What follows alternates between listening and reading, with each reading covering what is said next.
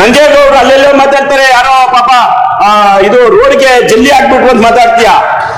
ಅಲ್ಲರಿ 100 ಕೋಟಿ ಸಾಲ ತಗೊಂಡ್ಬಂದು ಅಪೇಸ್ ಬ್ಯಾಂಕ್ ಅಲ್ಲಿ 27 ಕೋಟಿ ಬಡ್ಡಿ ಕಟ್ಟಿದ್ಯಲ್ಲ ನೀನು ಡೇರಿಯಲ್ಲಿ. ನಾಚಿಕೆ ಆಗಲ್ಲ ನಿನ್ಗೆ? MLA ನೀನು ನಾಚಿಕೆ ಆಗ್ಬೇಕಲ್ಲ ನಂಜೇಗೌಡ್ರೆ. ನಂಜೇಗೌಡ ದೋಷ ಇಲ್ಲ ನನ್ನ ಹತ್ರ, ಬಹಳ ಆತ್ಮೀಯರು ನನ್ನ ನಂಜೇಗೌಡರು. ಆದ್ರೆ ವಿಷಯ ಬಂದಾಗ, ಸಬ್ಜೆಕ್ಟ್ ಬಂದಾಗ ಏನ್ ಮಾತಾಡ್ತೀರಿ ನೀವು?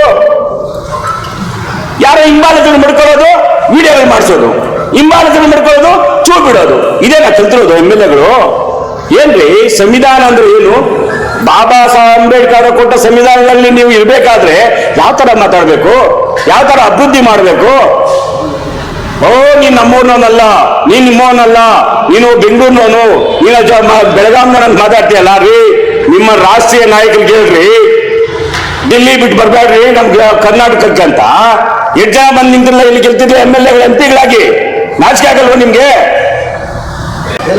ನಂಜೇಗೌಡರು ಡೀಸೆಲ್ ಹಾಕಿಸ್ಕೊಂಡ್ರು ಕರ್ಮಕಾಂಡ. ನಂಜೇಗೌಡ್ರದ್ದು ಕಾರಿಗೆ ಸ್ವಂತ ಕಾರ್ ಕೂಡ ಡೀಸೆಲ್ ಹಾಕ್ಸ್ಕೊಂಡವ್ರಪ್ಪ. ನಂಬರ್ಸ್ ಇದೆ. ಇಂಥ ಕಾರಣ ಮಾಡಬಹುದಂತ ತಿಳಿಸ್ಕೊಂಡ ಪುಣ್ಯಾತ್ಮ ಬಂದು ಇವತ್ತು DCC ಬ್ಯಾಂಕ್ ಬರ್ತಾವ್ರಂದ್ರೆ DCC ಬ್ಯಾಂಕ್ ಚೇರ್ ತುಂಬಿ ಹಾಕ್ಬಿಡ್ತಾರಪ್ಪ ಇವರು.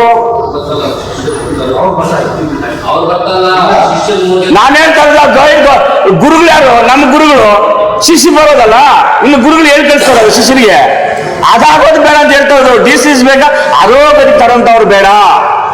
DCC ಬ್ಯಾಂಕ್ ಅಂದ್ರೆ ಶ್ರೀ ಶಕ್ತಿಗೆ ಬದುಕುತ್ತಾ ಇದ್ರಪ್ಪ, ಹಾಳು ಮಾಡ್ಬಿಟ್ರಲ್ಲ ನೀವು. ನಿಮ್ಮನ್ನ ನೀವೇ ಪ್ರಶ್ನೆ ಮಾಡ್ಕೊಳ್ಳಿ ಹಂಗಾದ್ರೆ.